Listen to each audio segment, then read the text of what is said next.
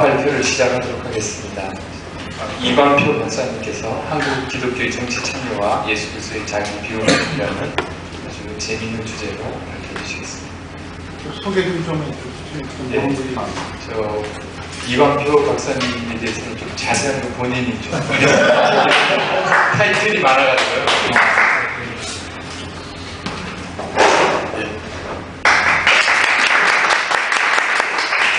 그동안은 정말 성함만 듣던 그런 중간 교수님들 앞에 모시고 이렇게 발표하려니까 너무 떨리는데요. 저는 연세대에서 신학과 철학을 전공했고요. 연세대 신학, 조지신학으로 2010년도에 조지신학 박사를 받았습니다. 논문 주제는 현대 철학과 신학에서의 죽음과 무해에 관한 문제였고요. 그 다음에 2007년도에 이제 독일을 건너가서 2014년도에 드레스덴 대학에서 하이데거에 관련된 논문으로 철학 박사를 받았습니다. 작년에 돌아와서 지금 연세대 견임 교수예요. 종교철학 강의 하고 있습니다. 논문 발표해보겠습니다. 아니 혹시 또 저 정체성에 대해서 또 궁금하신? 저 통합 측에서 목사로서 지금 준비하고 있고요. 지금 전인전도사로 통합 측 고향제일교회라는 곳에서 전인전도사로 사역하고 있습니다. 청년부 맡고 있습니다. 철학 박사, 신학 박사. 모교회는 어디? 지금 서부제일교회입니다. 김강 목사님 심화하셨던 서부제일교회고요. 어린 시절부터 계속 통합 측 교회에서 자라왔고, 그래서 칼빈 신학 기독교 강의 읽으면서도 계속 눈물을 흘리면서 들었던 그런 기억이 있습니다.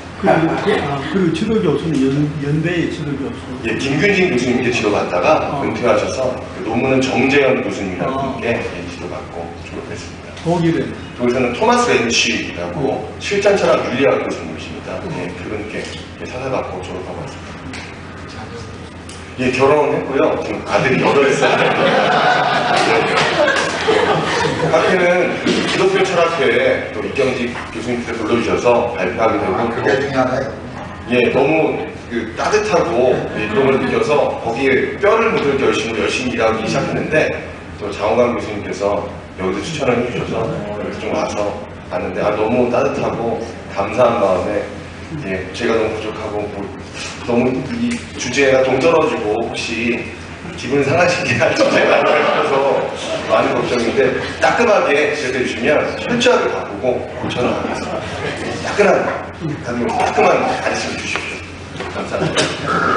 사실 이 논문의 출발점은 제가 가지고 있는 예수 그리스도에 대한 생각입니다. 사실은 예수 그리스도를 구주로 고백하고 그분의 속죄에 대해서 당연히 생각하고, 그래서 대속을 생각하고 살았지만, 사실은 그런 구원의 경험을 갖고 있음에도 불구하고 살아가는 삶에서 사실은 제 스스로가 많은 한계점을 느꼈던 게 사실입니다. 그래서 우연치 않게 독일에서 이렇게 철학박사 과목을 공부하는 도중에 니체의 책을 읽게 됐는데, 참 아이러니하게도 니체가 예수님에 대해서 평가하는 부분들에서 굉장히 큰 충격을 받았습니다.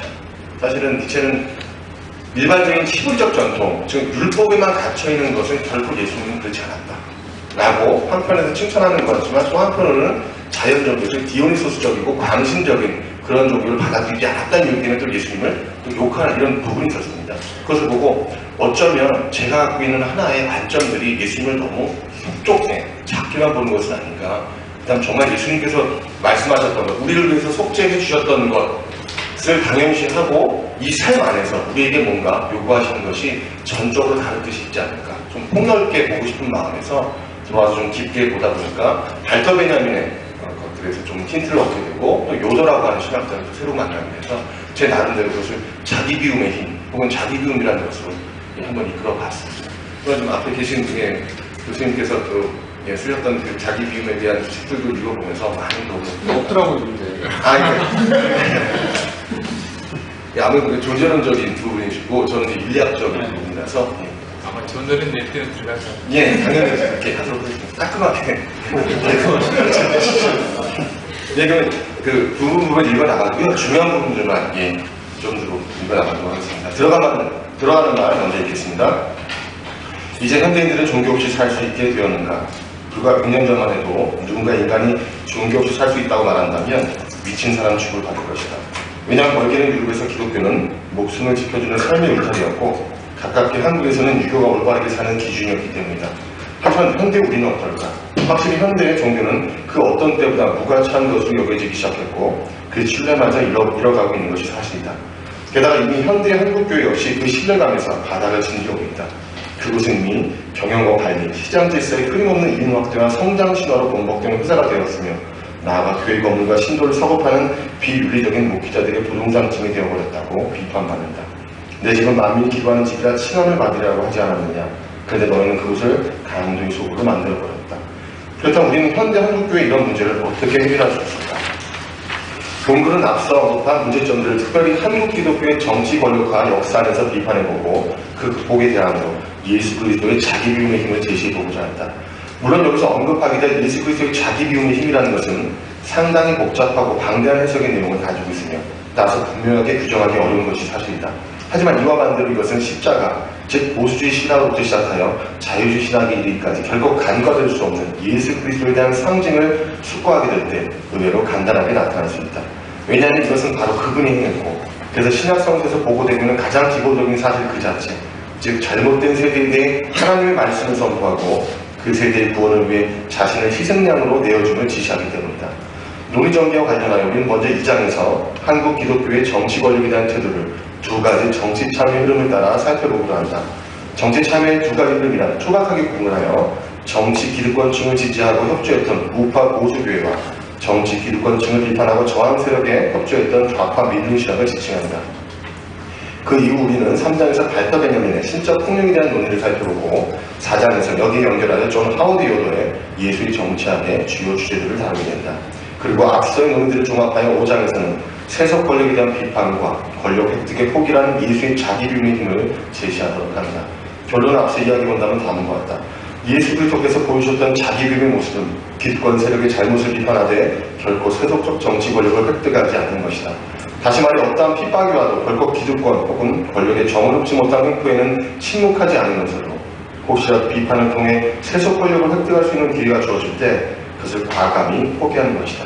그리고 바로 이것이 한국 기독교가 현대에 직면하고 있는 사회 정치적 비판과 위기를 극복하기 위해 받아들여야 하는 핵심적 태도이다. 아리스토텔레스는 정치를 삶의 기술이라 정의한다. 이 말은 한편으로 정치가 삶으로부터 떨어질 수 없는 필수적인 것임을 강조하고 있지만 동시에 우리가 최대한 임의적으로 이해하고 사용할 수 있는 것임도 암시한다. 즉 삶의 기술로서의 정치란 삶을 유지하는 필수적인 요소이지만 또한 기술이라는 측면에서 본다면 우리의 노력 여하에 따라 변경될 수 있는 어떤 것이라 말할 수 있다. 뿐만 아니라 정치는 기독교 안에서도 필수적인 것으로 나타납니다. 예를 들어 아브라함이 갈대아 우르를 떠나 여러 나라와 민족들 사이에서 살아남았던 것도 각 나라 왕들과의 정치적 협상 덕분이었고 이스라엘의 찬란한 기업인 다윗과 솔로몬의 시대도 외교적 정치로 가능했었으며 나아가 신약의 바울 역시 전도 여행 중 당하는 어려움들을 로마 시민권자로서의 정치로 극복하고 있다. 물론 예수의 삶 역시 결코 정치와 떨어질 수 없다.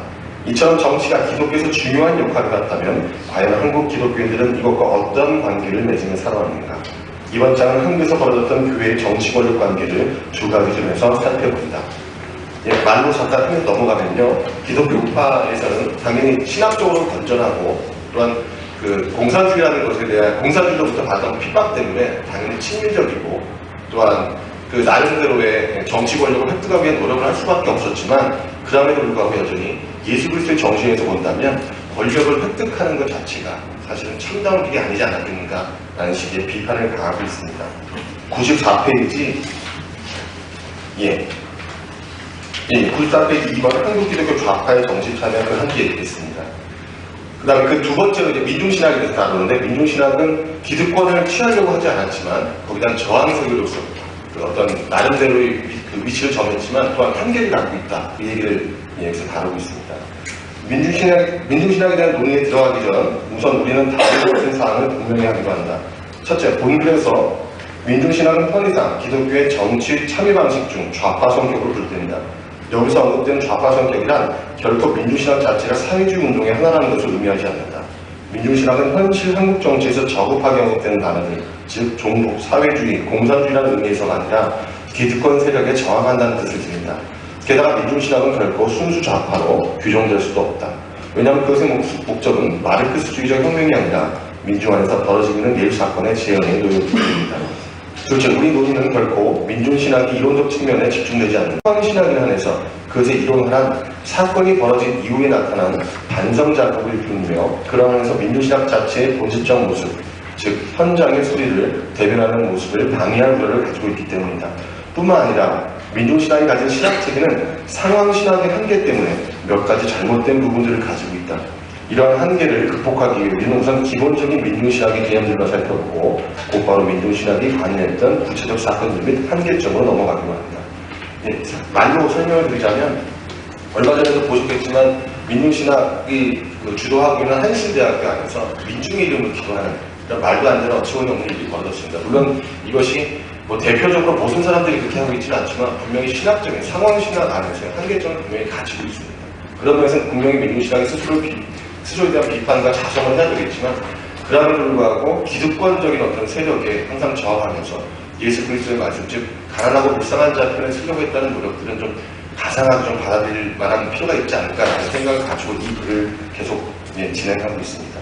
96페이지 마지막 패러그래프, 물론 민중신학이라고 하면서 또 다른 민중신학의 어떤 정치적 한계를 제가 지적을 하고 있습니다. 물론 민중신학은 1990년대에 들어서면서 문민정부의 출현과 민주화의 발전을 통해 쇠퇴하기 시작한다. 이러한 쇠퇴의 이유는 아마도 민중신학이 상황신학으로서의 한계를 지니고 있다는 사실에 놓여있을 것이다. 눈에 보이는 억압구조가 많이 사라진 지금 민중운동은 다양한 각도에서 이어지고 있는 시민운동으로 변모되었고 따라서 교회를 통해 사람들이 요구하는 것은 강한 정치적 투쟁보다는 종교적 예식과 마음의 안정이라는 내적인 측면으로 많이 기울게 된다. 따라서 민중신학자들은 새로운 활동을 모색하기 위해 저항운동 혹은 민중운동을 떠나 기득권으로서의 경계로 넘어가기 시작했다. 그리고 바로 이것이 우리가 민중신학의 현실적 한계로서 비판하려는 점이다. 왜냐하면 민중신학자들은 결국 국가 권력이 투신하여 그것을 행사하는 자리를 차지하게 되었기 때문이다. 민중신학의 신학적 타당성 여부를 제쳐두고 민중신학은 기득권에 대한 비판을 견지했음에도 결국 또 다른 기득권 세력이 되고 마는 우를 범했다. 우리는 이러한 민중신학자들의 욕심과 다른 독일의 모습을 살펴볼 필요가 있다. 독일 나치 시절 당시 국교회들이 히틀러를 찬양했던 반면 칼바르트로 대변되는 고백교회는 바르는 신학선을 통해 기득권 세력에 저항했다. 그리고 그 이후 그들은 국가에 들어가 어떤 권력을 행사하기보다는 신학자로서 학교에 그리고 일상적 삶에 남았다. 그러나 이와 다르게 상당수의 민중신학자들은 김대중 대통령 시절에 정권의 중심에서 활동하기도 했다. 권력의 투신자들은 노무현 정권의 이재정 신부를 비롯하여 결코 적지 않은 숫자이다. 하지만 우리는 이러한 흐름이 분명 잘못되었음을 이야기해야 할 것으로 보인다. 왜냐하면 기득권 세력은 언제나 억압적일 수밖에 없다는 것을 알면서도 그 기득권 세력이 되고자 하는 것은 또 다른 억압을 하겠다는 암묵적인 욕망일 뿐이기 때문이다. 그리고 이것은 결코 예수 그리스도의 삶을 따르는 것이 아니다. 따라서 우리는 이제 새로운 권력에 대한 태도를 모색할 필요성을 획득하게 되며 이것을 위해 우리가 먼저 만나게 될 사람은 베냐민이다. 모든 폭력의 멸저로서의 신적 폭력. 새로운 권력에 대한 태도를 모색하기 위해 우리는 우선 베냐민의 신적 폭력에 대한 논의를 살펴보기로 한다. 베냐민은 그의 논문 폭력의 비판에 관하여서 폭력이 지닌 다양한 양태들을 기소하고 그것을 통해 그 폭력이 모두 말살되는 신적 폭력을 이야기한다. 물론 베냐민 전문가들뿐만 아니라 일반인들은 이 논문에서 말하고 있는 폭력에 대한 논의를 단순한 종교적 차원의 폭력 내천으로 보거나 유대 성경, 즉 구약 성경의 유대인 섭리사상을 옹호하려는 전략으로 파악하기도 한다. 그러나 우리는 여기서 언급되는 신적 폭력에 대한 논의를 전적으로 다른 차원에서 파악해볼 수 있음을 통찰할 수 있다. 그것은 바로 예수 그리스도가 우리에게 보여주셨던 자기 비움의 힘이다. 일반적으로 우리는 가족 간의 소소한 일상부터 시작하여 국가 간의 전쟁에 이르기까지 수많은 폭력의 상황들에 직면한다. 사실상 힘이 있거나 권력을 지닌 누군가가 자신의 의도를 관철하기 위해 혹은 자신의 의도와 상관없더라도 기존의 질서를 유지하기 위해 어떤 행위가 가해졌을 때 우리는 그것을 폭력이라고 부를 수 있다. 그러나 이러한 폭력의 보편적인 존재 방식에도 불구하고 동시에 그것 자체를 폭력이라고 명명할 수 있는 기준 제시는 어려울 수밖에 없다. 왜냐하면 폭력에는 언제나 대상들 사이의 관계뿐만 아니라 정치, 경제, 사회, 문화, 윤리 등의 다층적인 요인들이 공존하기 때문이다. 건너뛰겠습니다. 그 다음 단어 읽겠습니다. 베냐민이 앞서 언급한 폭력의 목적과 수단이라는 기준과 관련하여 크게 두 가지 법적 평가를 이야기하는데 그중 첫 번째는 우리가 일반적으로 자연법이라고 이야기하는 법적 기준이다. 자연법 안에서는 일반적으로 폭력은 정당화되는 모습을 보인다. 왜냐하면 정당한 목적을 위해 폭력은 수단으로서 항상 사용되어 왔고 또한 사용되고 있기 때문이다. 그리고 이것이 바로 선한 목적을 위해서는 모든 것이 확대할 수 있다는 자연법의 전제이다. 인용을 건너뛰겠습니다. 다음 단어 읽겠습니다. 물론 자연법과 달리 실전법의 경우 폭력은 수단을 통해 평가된다. 왜냐하면 폭력은 자연 발생적인 것이 아니라 인류가 역사 안에서 자의적으로 발생시켜 왔던 것이며 따라서 근본적으로 타당할 수는 없기 때문이다. 오히려 폭력을 발생시키는 목적은 그것이 선하고 자연 발생적인 것으로 보일지라도 우선은 거부되어야만 한다. 또 건너뛰어서 그 다음 단을 읽겠습니다. 나아가 이러한 자연법과 실전법의 구분하면서 베냐민은 폭력을 보다 구체적인 형태로 구분한다. 우선 첫 번째 폭력은 법 정립적 폭력이라고 명명된다. 이러한 부분은 가장 일반적인 폭력 형태임과 동시에 국가와 관련하여 법적으로 규정된 폭력, 즉 기존의 질서를 무너뜨리고 새로운 법적 질서를 설립하려는 폭력 형태이다. 예를 들어 구테타, 사회주의 혁명, 테러 등과 같은 폭력의 형태는 분명하게 기존의 법으로 보장된 국가를 정복하고 새로운 법 질서를 구성하려는 의지로부터 발생하는 것이며 그래서 법 정립적인 성격을 지닌다. 그러나 여기서 주목해야 하는 것은 베냐민이 여기에서 기존의 폭력 규정과 다른 방식으로 제시하는 또 다른 폭력의 형태, 즉 법 보존적 폭력이다. 첫 번째 것은 그것이 승리를 기준으로 입증되기를 요구하는 반면 두 번째 것은 새로운 목적을 설정하지 못한다는 제한 안에 놓여 있다. 다시 말해 법 정립적 폭력이 기존의 질서를 무너뜨리려는 목적을 가진 폭력인 반면 법 보존적 폭력이란 기존의 질서를 지키려는 폭력을 위해 행사되는 폭력이다. 흔히 우리는 이것이 폭력이 아니라든가 혹은 정당 방위라는 이름으로 면죄부를 주지만 엄밀한 의미에서 본다면 이 행위 역시 타인에게 위해를 가하는 분명한 폭력의 형태이다. 네, 인용을 건너뛰겠습니다. 그리고 앞서 언급한 법 정립적 폭력과 법 보존적 폭력은 어떤 때는 뚜렷한 구분을 가지고 때로는 뚜렷한 구분을 가지지 못한 채 행사되고 있으며 이것이 현대에서 폭력이 빈번하게 발생하면서도 그 처벌에 있어 기준을 발견하지 못하는 이유가 되고 있다. 네, 건너뛰어서 그 단락 맨 마지막 그렇다면부터 읽겠습니다. 그렇다면 이러한 폭력의 사탄에서 우리는 어떠한 대안도 없이 살아야만 하는 것인가? 베냐민이 이 물음에 답하기 위해 지금까지와 전적으로 다른 차원의 폭력을 제시한다. 그것은 바로 모든 폭력을 잠재우는 신적 폭력이다. 즉 모든 폭력과는 다른 종류의 폭력에 대한 물음이 필연적으로 제기되어야 하며 이것은 곧 다른 종류의 폭력, 그 목적들에 대해 정당화된 수단이 될 수도 없고 정당화되지 않은 수단도 될 수 없으며 전반적으로 그 목적들에 대해 수단으로서가 아니라 오히려 어떻게든 다르게 관계를 맺는 그러한 폭력으로서의 신적 폭력이다. 그리고 신적이라는 형용사가 획득될 수 있는 이유는 이것이 그 어떠한 일상적 수단과 목적을 통해 발생하는 것이 아니라 전적으로 다른 차원, 즉 신적 차원으로부터 도래하는 어떤 것이기 때문이다. 예, 한 단락 건너뛰겠습니다. 맨 마지막 줄 읽겠습니다. 이와 반대로 신적 폭력은 신화적 폭력을 넘어서는 어떤 순수한 직접적 폭력이며 그것은 법 정립적인 것과 법 수호적인 것 모두를 넘어서면서 그 폭력 자체를 멸절시키는 폭력이다. 신화적 폭력이 법 정립적이라면 신적 폭력은 파괴적이고 신화적 폭력이 경계를 설정한다면 신적 폭력은 경계가 없다. 지금까지 역사 안에서 일어났던 그 어떤 폭력과 다른 그런 폭력이 이제 신화적 폭력마저 극복함으로써 제시되며 이것을 베냐민은 신적 폭력이라 명명한다. 그렇다면 이것은 무엇을 의미하는가? 일반적인 베냐민 전문가들과 다르게 특별히 주목하자 하는 것은 여기서 그가 이야기하는 신적 폭력이라는 것이 아이러니하게도 나약함의 힘과 연결되고 있다는 사실이다. 신화적 폭력에 죄를 부과하면서 동시에 속죄를 시킨다면 신적 폭력은 죄를 면해준다. 신의 법적은 바로 그러한 파괴 속에서 면죄를 가져다주며 이 신적 폭력이 갖는 피를 흘리지 않는 성격과 면죄 주는 성격 사이에 깊은 연관이 있다는 것은 의심의 여지 없이 명백하다. 오히려 신적 폭력은 신화적 폭력까지 종결시킨다. 다시 말해 그것은 우리에게 놓여있는 모든 폭력을 멸절시키지만 이와 동시에 그 어떠한 이해타산 및 단순한 영리도 넘어선다. 또 다른 세계를 건설하겠다고 자행되는 폭력도 그리고 다음 세대를 위해 내 자신을 희생되고 말겠다고 주장하는 폭력의 수용도 그것이 폭력이라는 점에서 결코 공유될 수 없다. 오히려 모든 폭력이 사라지기 위해서는 폭력의 순환고리 자체가 끊어져야 하며 그것을 베냐민은 신적 폭력이라고 말하고 있는 것이다. 한 번의 폭력을 통해 모든 보복이 사라지고 오히려 그 보복의 근거로서의 죄가 면제되고 폭력적이지 않은 죽음을 맞이할 수 있는 세계로 바꾼 것이 문제이다. 따라서 우리는 베냐민의 다음의 말을 주목할 필요가 있다. 신화적 폭력은 폭력 그 자체를 위해 단순한 삶에 대해 가해지는 피해 폭력인 반면 신적인 것은 살아있는 자를 위해 모든 생명에 대해 가해지는 순수한 폭력이다. 첫 번째 것은 희생을 요구하고 두 번째 것은 그 희생을 받아들인다. 예, 102페이지 맨 위로 넘어가겠습니다. 이러한 성서의 비유에서 볼 수 있는 것처럼 폭력에 대한 대항 폭력은 끊임없는 폭력의 악순환만을 가지고 있거든요. 그래서 이 악순환을 종결할 수 있는 방법은 결단코 폭력 안에는 없다. 오히려 폭력의 악순환의 종교는 폭력을 넘어서는 것으로서의 전적인 다른 차원의 것을 요구한다. 베냐민이 말한 신적 폭력이란 바로 이것을 의미하며 엄밀히 멸절시킨다는 의미에서 폭력이지만 더 이상 폭력이 아니라는 점에서 신적 폭력으로서의 자기 희생, 자기 비움일 수밖에 없다. 폭력에 대항하여 그 어떠한 폭력도 행하지 않는 것은 폭력의 악순환을 끊어버리는 진정한 힘이며 폭력을 멸절시키는 진정한 신적 힘이다. 그리고 이 자기 희생과 자기 비움의 힘을 우리는 어렵지 않게 예수 그리스도의 성육신과 십자가 사건으로부터 발견할 수 있다. 왜냐하면 모든 폭력의 시스템은 마지막 희생장으로서 예수 그리스도를 통해 파괴되기 때문이다. 그리스도의 십자가에는 신화 속에서 맹위를 떨치는 전형을 폭로함으로써 신화를 무력하게 만들어버렸다. 예수 순환 이야기에서 예수는 자신의 무고함을 만천하게 보여주면서 이 의무를 무효화시키고 없애버렸다. 폭력의 악순환을 십자가에 못 박은 것은 이제 예수 자신이다. 다시 말해 폭력과 거복으로 난무한 이 세대의 순환을 신적 폭력으로 종료시킨 분이 예수 그리스도시다.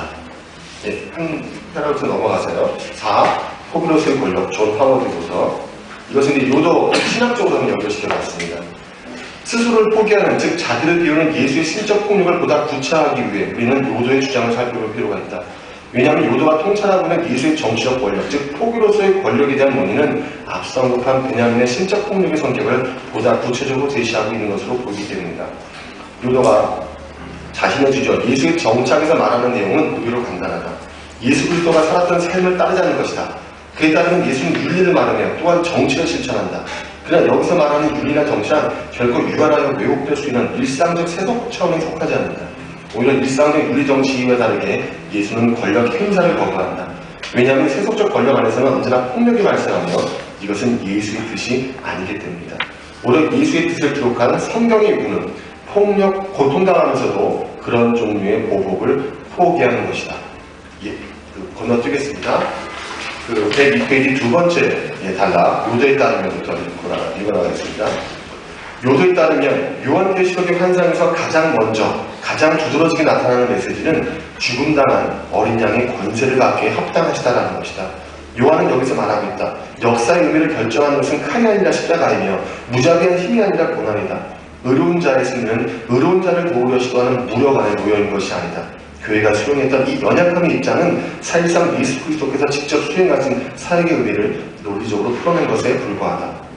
예수가 폭력적 주인된 대신에 고통당하는 하인됨의 길을 선택하고 권력으로 유지되는 정의 대신에 죽음에 이르는 사랑을 선택했던 사실 자체가 바로 그의 삶의 근본적 방향성을 드러낸 것이었다. 역사를 지배하는 모든 손잡이, 인간들의 전쟁의 수단들을 포기하셨다. 그리고 역사를 움직이는 자이며 구원하신 예수가 그렇게 바라보고 행동했다면 그것은 당연히 그리스도인들의 기준이 되어야 한다. 예수는 왕관을 거부하고 십자가를 받아들임으로써 하나님 나라의 건설을 위한 효율성을 포기하고 오히려 하나님의 신적 사랑에 헌신한다.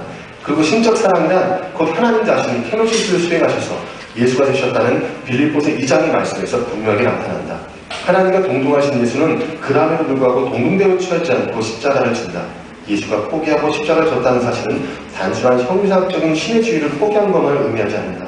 더 분명하게 제자들의 경험될 수 있었던 것은 그가 인간 사회에서 우러러 가는 주권적 권력을 포기했다는 사실이다. 그가 배우신 것은 세상에 대한 주권의 포기였으며 모든 효율성을 포기한 것이다. 이와 반대로 그것이 바로 하나님의 승리라는 빌립보서의 고백은 그 포기가 결국 그리스도인들의 절대적 기준이라는 점을 명확히 보여준다. 한 단락 건너뛰겠습니다. 맨 마지막 단락. 결국 요도가 직접적으로 통찰했던 예수의 진정한 권력이란 자기를 포기하고 고난에 동참하는 자기 희생자, 자기 비움의 힘이다. 그리고 이러한 진정한 권력이란 세속적 정치 권력에 대한 순종이나 획득이 있는 것이 아니라 오히려 잘못된 세속 정치에 대해 비판할 수 있는 용기를 가지면서도 세속 권력을 획득할 수 있을 때는 스스로 포기할 수 있는 힘, 즉 예수의 자기 희생, 자기 비움의 힘이다. 그렇다면 이것은 무엇을 의미하는가? 5번 예수의 자기 비움의 힘, 현실의 고난에 참여하되 기득권으로부터는 떠나라. 첫 번째 단락은 건너뛰고요. 물론 두 번째 단락은 물론부터 읽겠습니다. 물론 우리는 이러한 복음이 실현될 수 있는 근거를 예수 그리스도의 십자가의 고난과 부활의 승리로부터 찾을 수밖에 없다. 이것은 자기를 낮추신 그리스도가 지극히 높은 이름이 되었다는 빌립보서의 말씀, 그리고 죽임당한 어린 양이 권세를 받기에 합당하다는 요한계시록의 말씀 등에 철저히 일치하는 사항이다. 칼이 아니라 십자가이며 무자비한 힘이 아니라 고난이다. 예수를 따르는 삶이란 세상의 부정을 비판함으로 나타날 수 있는 고난을 수용하면서도 세속에서 획득할 수 있는 모든 권력은 포기하는 것이다. 즉 예수 그리스도의 자기 비움의 힘은 그 희생을 받아들이며 바로 이 희생이 우리 세계를 하나님 나라로 움직여간다. 그리고 앞서 언급한 예수의 고난의 수용과 권력의 포기는 그리스도인들의 삶의 기준이 된다. 그렇다면 우리는 여기서 언급되는 두 가지 사항을 분명히 해야만 한다. 그것은 바로 고난의 수용과 권력의 포기가 무엇을 의미하는가 하는 점이다. 첫째, 기독교인들에게 있어 고난의 수용이란 곧 고난을 감내하면서도 끝까지 기득권과 권력에 비판을 가해야 함을 의미한다. 정치적 고난은 언제나 기존의 질서에 반대할 때 발생한다. 앞서 살펴본 것처럼 민주신학자들이 고난을 겪을 수밖에 없었던 이유는 기존의 세속 기득권 세력의 부정에 저항했기 때문이다. 기독교인으로서 우리가 비록 민주신학의 신학적 정당성의 한계를 가지고 있음에도 불구하고 그것에 공감을 가질 수 있는 이유는 바로 이 적극적 저항에 있다. 또한 이 부정의한 기득권 세력에 대한 저항은 지금 우리에게도 요구되고 있는 바이다. 보수 기독교 세력들이 예수를 따르기보다는 기득권에 동조하면서 정치적 권력만을 탐했다는 사실은 그들이 진정한 기독교인들이 아닐 수 있다는 서글픈 결론으로 우리를 이끌고 만다. 그러나 이런 정치적 고난의 수용만이 전부는 아니다. 왜냐하면 역사적으로 볼 때 정치적 고난의 수용은 언제나 정치 권력을 획득할 수 있는 기회로 되돌아오곤 했기 때문이다. 둘째, 따라서 참다운 기독교인은 정치적 비판 행위를 통해 주어질 수도 있는 그 어떤 정치적 권력도 포기해야만 한다.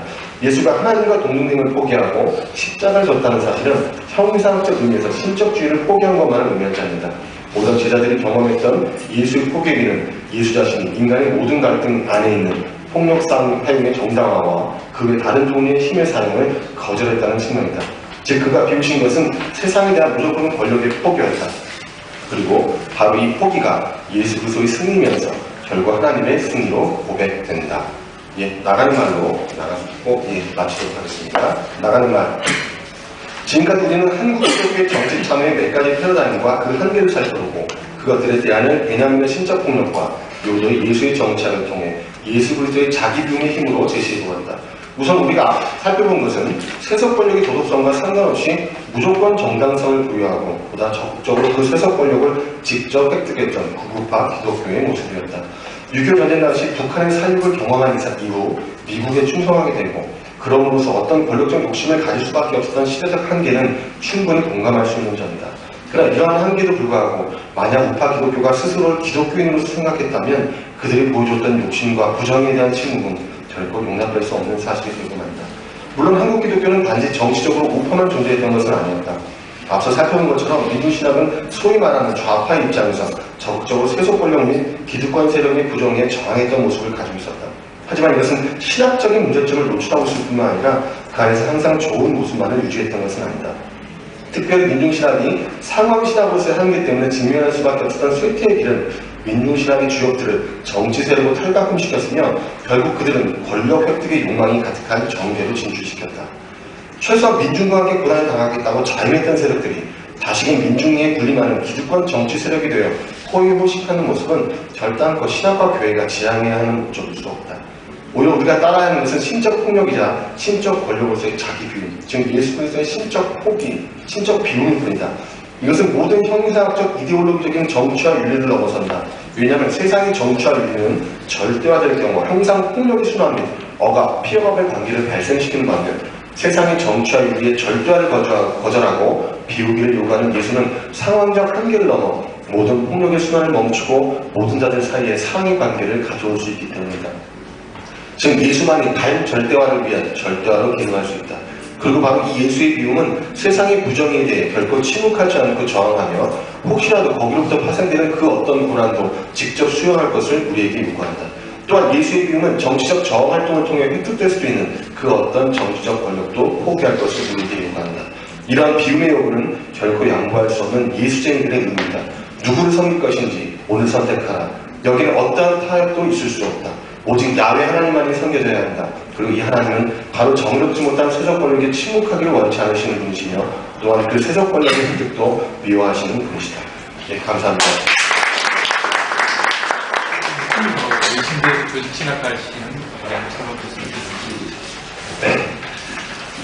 저희가 표 박사님의 논문을 읽은 다음에 제가 간단하게 정리할 것을 읽도록 하겠습니다. 한국복음주의 조직신학회를 통해서 이광표 박사님의 논문을 접할 수 있어서 기쁩니다. 또한 바쁜 학기 중이라는 핑계로 잠시 잊고 지내던 발터 베냐민과 하워드 요드의 사상을 다시금 되시기에 대해서 기뻤습니다. 오늘날 학자들은 오늘날의 시대를 다른 용어로 규정합니다. 대부분 탈근대 시대임에는 동의하고요. 탈근대 시대를 바라보는 입장이 다르게 사회학자인 한병철은 탈근대 시대를 피로사회로 규정합니다. 근대 이성의 규정으로 명확하게 구분되는 것들이 애매모호성을 지니고 다시금 재평가되어야 하는 탈근대의 과제는 필요인 것이다 라는 의미입니다. 특별히 기독교의 정치에 참여라는 과제는 다시금 재평가되어야 될 대상입니다. 근대 기독교의 정치에 참여라는 과제는 명료하게 제시되었습니다. 그리고 이분법적으로 분명하게 제시되었던 영역이었습니다. 하지만 탈근대 시대인 오늘날의 입장은 어떠한지 이에 대해서 본 논문은 분명한 입장을 제시하고 있다고 바라봅니다. 본 논문에서는 오늘날 한국 기독교의 신뢰도의 하락을 한국 기독교의 정치 권력화 과정 속에서 바라보고 이에 대한 비판과 고찰로서 발터 베냐민과 하울 모두의 사상을 언급합니다. 본문의 대전제는 아리스토텔레스의 정치는 삶의 기술이라는 입장에서 시작합니다. 그렇게 어느 누구도 그리스도인이든지 비그리스도인이든지 정치와 상관없이 살 수는 없다는 것입니다.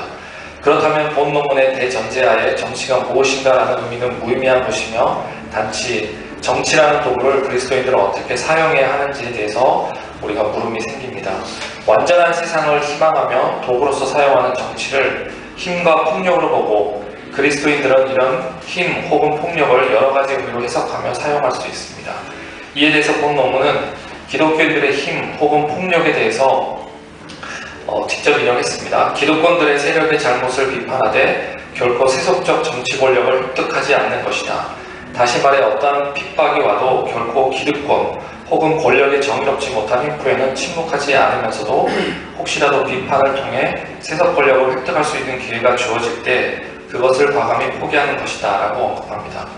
본 논문에서는 완전한 평화를 위한 온전한 폭력을 구체적으로 베냐민의 신적 폭력과 요도의 포기로서의 권력을 통해서 기독교적으로 재조명합니다. 여기에서 한 가지 의문은 정치를 삶의 기술로 보기에 정치에 대해 너무 이상적으로 생각하며 정치 구조에 대한 낙관적 입장이 생겨서 정치의 현상 및 정치 이론 비판을 약화시키는 건 아닌지 생각해 봅니다. 이미 아나바티스트 학자인 존 레더쿰이 정치적 무관심의 극단적 평화주의를 거부하고 정치 참여를 강조하는 아나베티스트적 현실주의를 주장하면서 정치 구조에 대한 낙관적 견해를 펼쳤던 상황이 있습니다. 정치 질서 전반에 기독교 윤리의 학대를 주장하는 입장인데 기독교 입장의 현대성을 넘어서서 기독교와 정치의 타협의 영역으로 들어가는 것은 아닌지 한번 고민해 봅니다. 아울러 본 논문이 르네 지랄의 입장처럼 예수 그리스도의 자기 비움의 십자가 사건을 폭력과 속죄학 메커니즘의 노출로 이해함으로 인해서 십자가의 희생제의적 사건의 의미를 약화시키는 모습을 보이지 않을지에 대해서도 한번 고민해 봅니다. 본 논문을 먼저 이강표 박사님의 입장에서 읽어보고 또 개인적인 입장에서 읽어보면서 오늘날 기독교인의 삶에 대해서 고민하는 시간을 가졌습니다. 그리고 귀한 본 논문이 오늘날 기독교 정치 참여에 대해서 숙고할 수 있는 시간을 주리라고 바라봅니다.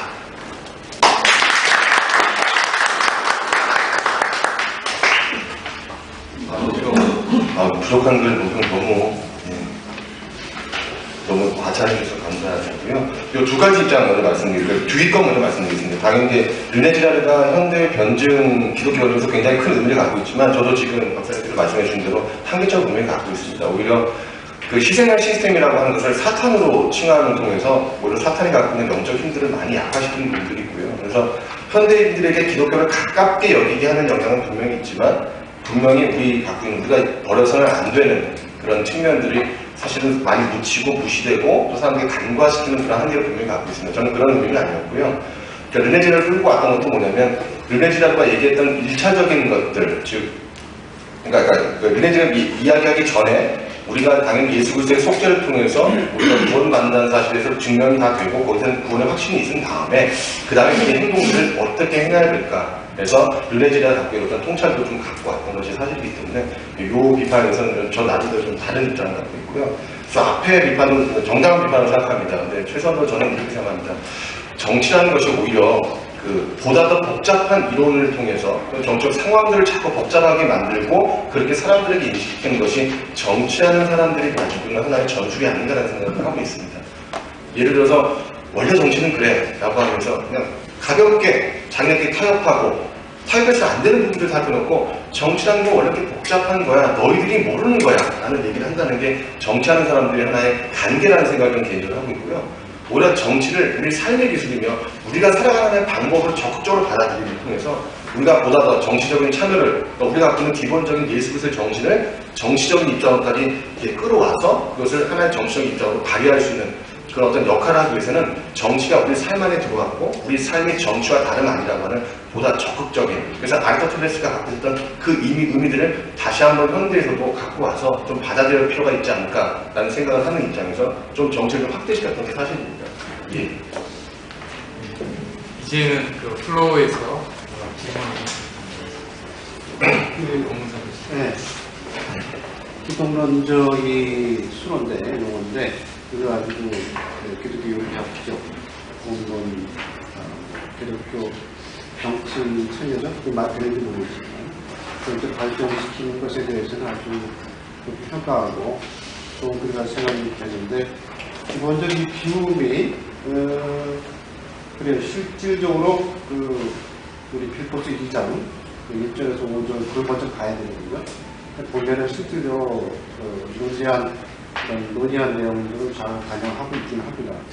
그럼에도 불구하고 형이사학적인 비동론적 구조도 역시 또 놓칠 수 없는 부분이거든요. 예를 들어서 이제 비웠다고 말했을 때에 그건 사라진 게 아닙니까? 익스텐션이 말하는 게 아닙니까? 우리가 비웠다고 말할 때는 기독론에 의해서 체험도 역시 동시에 말하거든요. 케노시스, 진정한 케노시스는 플레로시스를 통해서 이게 발휘되는 거예요. 그러니까 그건 체험이라고 부를 수가 있는데 그런 측면을 좀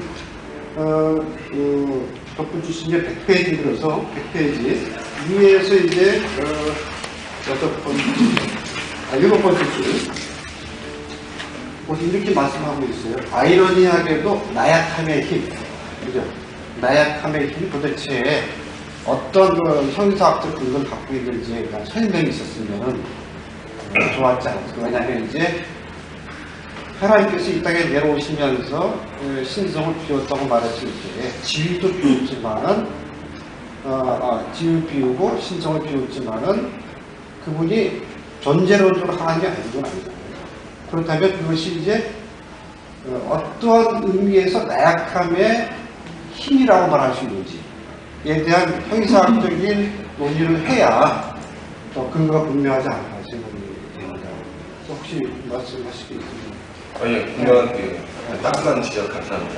우선 보시다시피 100페이지는 이게 좀 나약함이라고 얘기를 드는 이런 발터 베냐민을 얘기를 하고 있고요. 사실은 시적 근거이고 발터 베냐민은 유대인입니다. 이 사람은 그러니까 제가 놀라운 어떤 통찰을 가지고 이게 굉장히 어떤 기쁨을 가지고 베냐민을 갖고 왔다는 이유가 베냐민 유대인이 결국 예수를 인정하지 않는 사람에도 불구하고 이러한 예수님을 통해서 예수님의 자기 비움을 통해서 이야기할 수 있는 부분들을 이미 베냐민이 언급하고 있다라는 측면에서 저는 끌고 왔었고요. 그 나약함이라고 쓸 수 있다고 생각을 합니다. 근데 그 한마디 더 어떤 층위의 차이인 것 같습니다. 교수님. 그러니까 저는 이 자기 비움이라는 거, 케노시스라는 개념을 쓸 때 아까 말씀드렸지만 형이사학적이라든가 존재론적이라든가 아니면 영적 차원에서 지금 그것을 논의하고 있지는 않습니다. 단지 그것이 우리의 삶 안에서 어떻게 실현되어만 할 것인가 라고 얘기할 때 그 표현의 방식들을 좀 나름대로 좀 이렇게 바꾸다 보니까 거기에 이제 나약함이라고 부를 수 있는 부분들이 있지 않을까 표현을 했지만 사실은 형이사학적이나 존재론적으로 본다면 당연히 그 나약함은 나약함이라고 할 수 없습니다. 그러니까 오히려 그것이 자기 비웠고 비워지고 낮아졌지만 그 낮음은 그 자체 낮았다는 그 사실, 하나님께서 낮았다는 사실 때문에 오히려 하나님의 절대성이 더 확대되는 사건이었지 오히려 가난한 자가 실제로 가난한 자예요. 집도 없고 뭐 예금도 없고 그런 사람이 이제 자기의 없는 그런 모습 보이면서 나약한 모습 보이는 거 하고 재벌인데 네? 돈도 많고 그런데 자기가 그 재벌 그 지위를 버리는 거 하고 그러니까 돈이 없는 건 아니야. 네. 그렇지만 자기가 가난한 삶을 택해서 사는 거하고 다르거든요. 그러니까 예수님은 후자의 것이라고 보거든요. 그러니까 진정한 나약함의 힘이라고 하는 것은 그 안에 이미 어마어마한 힘이 있는 거죠. 그게 기초가 되지 않으면 나약한 힘을 할 수 없는 거죠. 그런 면에서. 예, 동의하겠습니다. 근데 한마디로 하면 저는 더 발상이 전환이 있었지 않을까. 오히려 약함이라고 하는 자체가 그것이 강한 자가 약해지는 그런 부분들이 아니라 약함이라는 자체가 하나님, 야외 하나님이라는 부분을 통해서 그 자체 불쌍하게 생각하셨기 때문에 그죠? 이상도야. 왜 예수 그리스도께서 오셔서 우리를 구원하셨나? 아무 이유가 없다고. 그죠? 하나님께서 오셔서 우리가 보여줬던 그 사실은 뭐냐면 와, 가난하고 불쌍하고 혹은 마음이 가난한 것, 그것이 내가 보기에 가장 사랑하고 내가 봤을 때 가장 강한 것이다. 그렇게 보여주시는 것이 1차적인 것이 아니냐. 그리고 그 다음에 이제 형사학적인 자본에서 뭔가를 바꿔간다고 제가 좀 많이 의심합니다. 하나만 하고 좀 마치겠는데, 빌립보서 2장 6절에 보면은 5절에 이 마음을 품으라 했고 6절에 보면은 그는 근본 하나님의 본체시나 이렇게. 그러니까 이게 로고스 떼어로지 로고스 이렇게 동문 자체를 부정할 수는 없고, 그러니까 강한 사람이 원래 강한데 이렇게 낮아진 것처럼 그걸 배우라는 거지. 원래 낮아진 사람인데 낮은 모습 보이는 거 배우라는 거 아니에요. 보면은 이제 봐야 이상합니다. 네, 김인택 순서대로. 그러니까 요지가 한국의 보수적인 경우에는 한국 처음 시작할 때부터 정권의 동조적이고 또 정권에 참여하고 그래서 좀 진보적인 경우에는 정권에 비판적이고 그랬는데 이 진보적인 교회가 오히려 정권에 참여하고 이런 것 속에서 이제 좀 문제의식을 가지고 얘기하신 거 아니겠어요? 이제 그랬는데 이거를 보면 사실 그 케노시스에 굉장히 바탕을 깔고 있어요. 우리 병명선 지난주에. 그러니까 케노시스, 낮아지신 예수 그리스도에 주목하는 거 그건 좋은데 말씀하신 것처럼 그러니까 형이상을 치면 그 부분 좀 충분히 지적할 만한 것이 있다고 생각합니다. 그래서 이 보면은 이 논문이 주로 예수 그리스도를 정치적 인간으로서의 예수로 그의 삶을 정치적 인간 너무 지나치게 보지 않나 하는 그런 생각이 듭니다. 그래서 어떤 십자가에만 또 주목하고 있고 그래서 비움 이런 데만 주목하고 있고 그런데 한편 예수 그리스도는 심판하시는 주이시고 만왕의 왕이시고 그리고 또 사실 그 권한을 교회가 갖고 있어서 교회가 세상에서 왕적 통치를 갖고 있고 그걸 드러내야 되고 그런데 또 한 가지 드는 문제는 그럼 신자는 정치 권력에 참여하면 안 되나 하는 이런 의문도 듭니다. 그러니까 신자는 분명히 비판적이어야 하지만 또한 동시에 그리스도의 그런 왕적 권한을 가지고 이 세상을 바르게 하는 일에 참여하는 것이 정당하지 않은가, 또 교회가 그런 권한을 갖고 있지 않은가 하는 것입니다. 예, 아주 분명한 비판적인 것 같습니다. 그러니까 첫 번째 말씀드리면 예수님을 너무 정치적으로 보는 것이 아니라는 이미 하워드 요더가 계속 이야기를 하고 있습니다. 그리고 아까 그 논평이 방금 비판해 주셨던 것처럼 정치라고 하는 그 이야기의 스펙트럼도 있습니다. 그러니까 지금 우리가 생각하는 정치꾼, 예수님을 뭐 혁명가로 보는 이런 게 보는 것이 아니고요. 오히려 우리 삶의 정치를 우리 삶 안으로 좀 더 밑으로 내렸습니다. 살아가는 기술 자체가 정치다.